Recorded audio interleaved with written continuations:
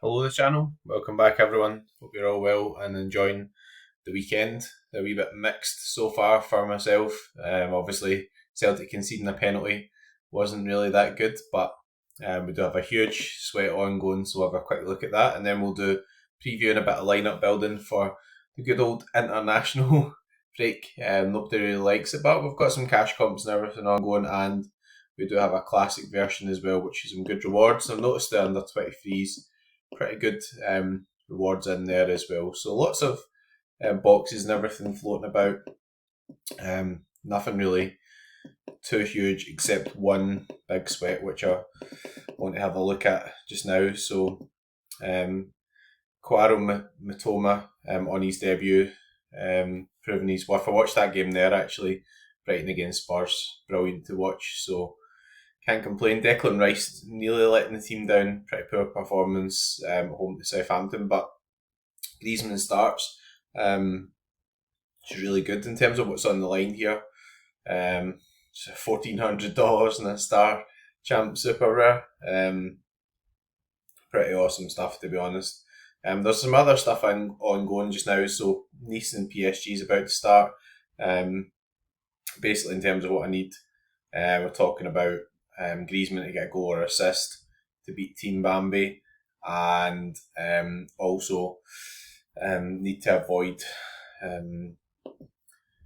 AC Milan winning to nil as well. Lots of really good teams around, but some of them are actually sort of finished already. Let's say Mike Mannion clean sheet or really great game is bad, and somebody else has Theo Fernandez as well. Don't like looking, but just to give you a kind of example of what's on the line here. These are super rare cards as well. Rodrigo's still up there, although I think that would qualify for a swap.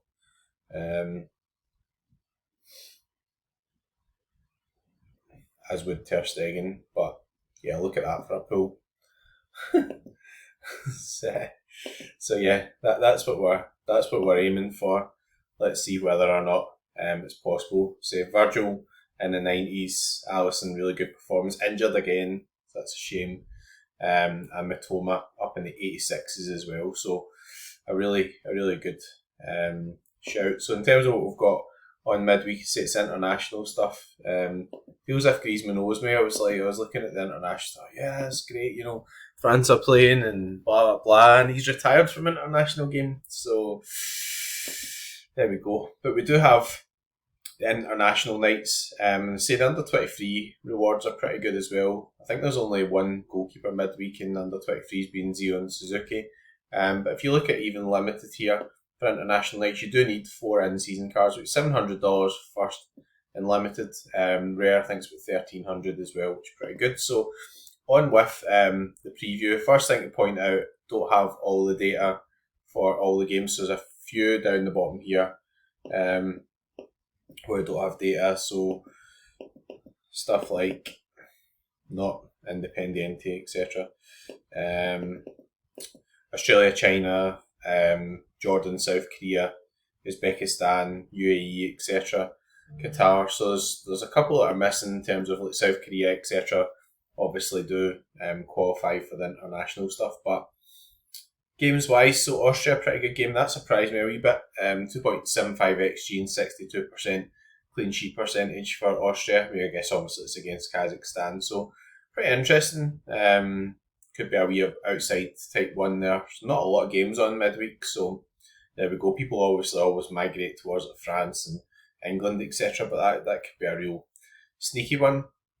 France against Israel, 2.5 XG, 55% clean sheet percentage. What a signing Mbappe has been.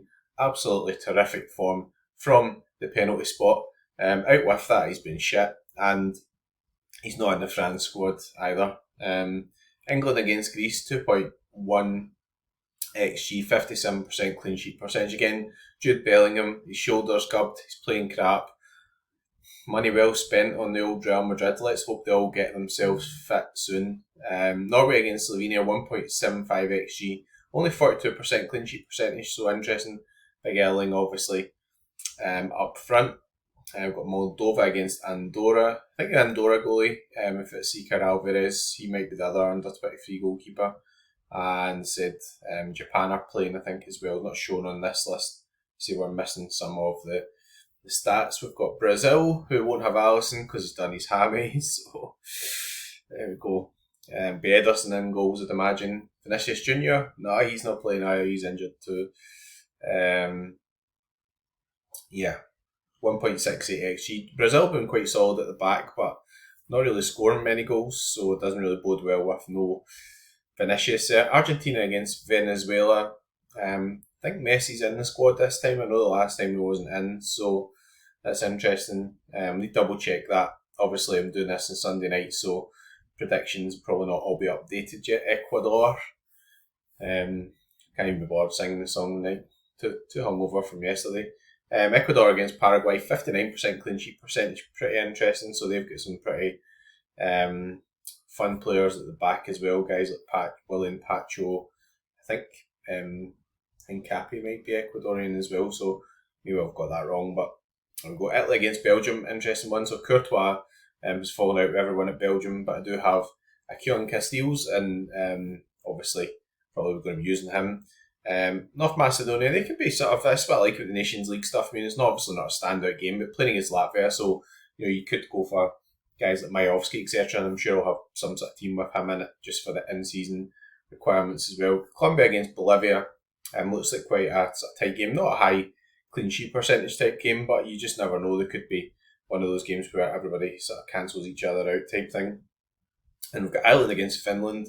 Again, Kelleher was sick, so I don't know if he's going to make the Ireland game or not. I'll need to check on using that, which is a bit of a shame. So obviously, it looks like Austria could kind of get the best fixture. France right up there as well. It'll be fun to see maybe guys like Michael Elise, who's outstanding again today.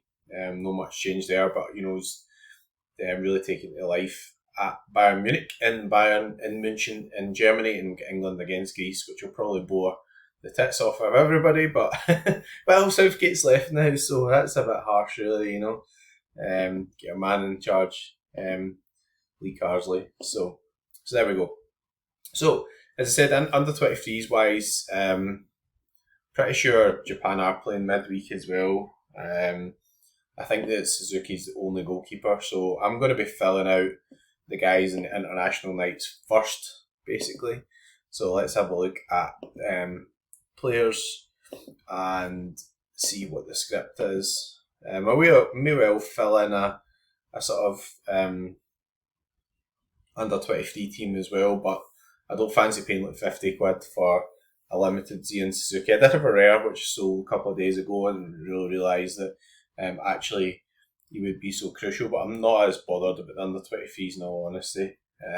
So let's work up from limited. We'll always go the other way around, so let's work our way up for midweek. So say Kelleher, I think it looks like should hopefully be back. Who else is playing? So Castells, that's a super rare. We've got Camilo Vargas and Jo Hyun Woo. Quite an interesting option, Jo Hyun Woo as well. Really good goalkeeper actually. Playing against Jordan. And he's in season as well, which is pretty good. So that helps a lot. Nice 16% on that. I do have another one of them as well, which is really, really interesting. Limited wise, I probably should have just filtered this down to limited first actually, because this is the one obviously for the 4 in-season requirements. So Sugawara's an interesting one as well. I think with Sugawara, he'd never played the last game for Japan, so quite tempted by Levi Colwill. I don't think any of our England left backs are really fit, are they? So Wesley Fofana probably won't start for France. Do I have anybody that's not 2024-25 sneaking in? Could go with Lee Myung-jae, but again, he's not nailed for South Korea either. Hatate's in and out for Japan, doesn't really start much. Daniliuk's a good player. Pervis came on today for Brighton, which is interesting. I think I'm going to go with Levi Colwill. I'm hoping he'll start left back. I'll check all the previews and everything. I guess I could put in Estepinian there.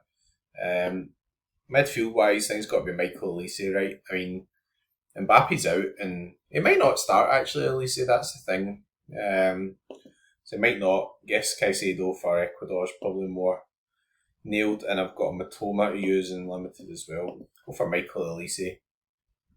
Again, Cole Palmer, really compelling to use. Carsley looks as if he's kind of a bit more adventurous, right? So 70% prediction to start on the sheet's interesting. There's nobody else really sticking out. I guess Nkunku could get a game for France as well, but doesn't really start for Chelsea. Noni Madueke was excellent as well, so played really well at the weekend. Again, another pretty interesting one. You'd imagine that Cole Palmer will get a game before Madueke.